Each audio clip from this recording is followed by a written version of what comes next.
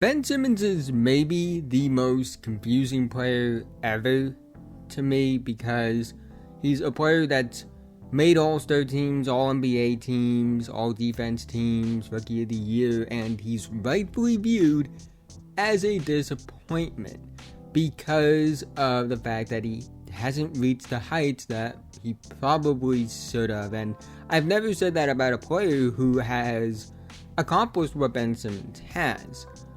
And you look at Ben Simmons' career, he was the number one player in his high school recruiting class, and for good reason. As a prospect, he's one of the best I've ever evaluated. He was a part of the first draft class I ever evaluated. And he goes to LSU, has an incredible freshman season, doesn't make the tournament, but was the best freshman in the country. He was viewed as like the clear-cut number one pick, as this 6'8" to 6'9" at the time. I know he's like 6'10" now, but this tall, big, athletic forward that could dribble and pass. He was super athletic, somebody that drew comparisons to LeBron because of it. Then he misses his first season in the NBA because of a foot injury, comes back in 2018, and is incredible. Put up numbers that we've seen guys like Oscar Robertson and Magic Johnson put up in terms of being a rookie. 15.8 points per game, 8.1 rebounds per game, 8.2 assists per game. Should have been an all-star as a rookie. I think he should have been the replacement instead of Goran Dragic, along with Embiid. They took the Sixers from being the laughingstock of the NBA to a playoff team. And then year two, he gets up to nearly 17 points per game, almost 9 rebounds per game, almost 8 assists per game, makes the All-Star team, and then kind of stagnates a bit, but still puts up around 16, 8 rebounds, 8 assists, leads the league in steals in year three, makes the All-Defense team, and is still an All-Star in his fourth season, but clearly has regressed a bit down to 14 points, 7 rebounds, 7 assists, finishes top 2 in Defensive Player of the Year voting, and then the playoffs happen. We all saw what happened against Atlanta. He passes up the open look against Trae Young, holds out, has the back injury, gets traded to Brooklyn in that James Harden deal, and then doesn't look good in his first season in Brooklyn. Averages 7 points, 6 rebounds, 6 assists in 42 games. In this season, he has looked better, but the numbers still aren't great. He's averaging 6.5 points per game, 10.8 rebounds per game, 6.7 assists per game. Not the scorer that he was at his best in Philly. And it's just really confusing. At his best, Ben Simmons was one of the 20 best players in the NBA. I don't care what anyone says. You look at what he did on offense as this all-around guy, this legit, doing point guard stuff at 6'10", 240, this freak athlete, and then defensively, one of the best defensive players in the world, makes All-NBA teams, makes All-Star teams, is and kind of this engine for the 76ers, although I think Embiid was probably that engine, but he was a key piece. And then at his lowest, he didn't look good at all in that first year in Brooklyn. And he's kind of just like this passer now that plays defense. So it's been interesting and confusing. You don't really look at a guy who's made an All-NBA team, made all defensive teams, finished top 2 in Defensive Player of the Year voting, has made All-Star teams, has put up numbers that only Magic Johnson and Oscar Robertson have put up, and say, yeah, that guy was disappointing. But I do think that's the case with Ben Simmons, because I always feel like Ben Simmons could be a lot better than he actually has been. You look at where his career started, and toward the end of his rookie season, he's going head-to-head with LeBron, and they are battling. LeBron was better. LeBron had 44 in that game, but this is 2018 LeBron, one of the best versions of LeBron, And Ben Simmons is meeting the challenge. He had like a 27-point triple-double and helped the 76ers win that game. And to see where he is now, where he isn't even averaging 10 points per game, it's bizarre. I think there's a lot that goes into it. I think the injuries are a real factor, especially the back injury. I think, how it ended in Philly kind of messed with him mentally, but I don't want to speak too much on that. But I always have watched Ben Simmons even when he was at his best, like one of the 20 to 25 best players in the world, and thought he could be better than this because he has the talent. Like, you look at what he's done in his NBA career and you watch him at his best, and there aren't many 6'10", 240-pound guys that move the way he does, that pass the way he does, that can do what he does.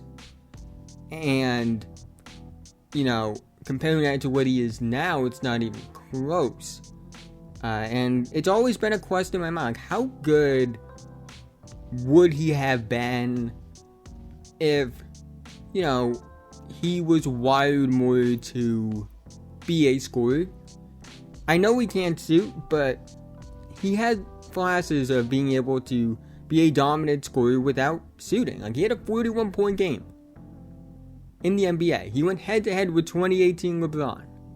Like, there were flashes of, yeah, he can still be a really effective scorer even if he can't shoot. Like, he averaged 17 points per game in his second NBA season. And I just think, talent is only like half the equation, obviously, and I do think your mindset as a player matters, and I think Ben Simmons was always content with just being like that second or third guy on offense and being the lead playmaker, instead of like trying to take over games. I think if this is going to sound weird because of the point I'm going to bring up, but like if he was wired to score and had like the scoring aggression of Michael Beasley, I think he's probably still that all-star level guy even with the injuries.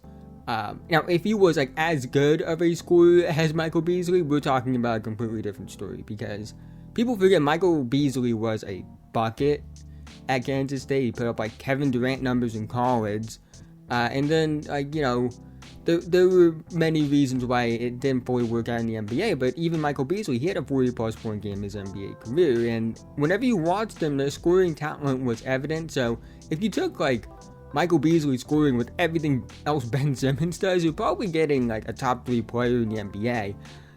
And I always say, like, I think it speaks to like the talent Ben Simmons has and how good he could have been to look at his career and say, yeah, he's made all-star teams and all-NBA teams and all-defense teams, and yeah, he's a massive disappointment. I agree, because I think he should have been a lot better. I think if Ben Simmons would have gotten better after like his second or third season in the NBA and was on the track that I think you would expect for a player of his talent, we are talking about one of the 10 best players in the NBA right now. And I also think if he panned out in Philly would have a title by now. I look at what went on for them in the playoffs, and I look at 2021 in particular, and I think they could, if Ben Simmons played better in 2021, and definitely if he was showing improvement every season and was playing at all-NBA level, I think they probably win that 2021 title, because they should have never lost to that Hawks team. They were so much better than that Hawks team. And Ben Simmons underperforming was a big reason for them losing. So if Ben Simmons plays well, I do think there's a chance to win 2021. I think you'll get 2022. And I also think they would have had a chance to win the title if Ben Simmons was what he was supposed to be. Because, one, there would be no fallout more than likely. I think at least they make the finals in 2021 if Ben Simmons becomes as good, or became as good, I should say, as he was supposed to be. They probably win the title in 2021. I think they would have beaten that Suns team. I also think they would have beaten that Bucks team if Ben Simmons was as good as his talent suggested that he should be.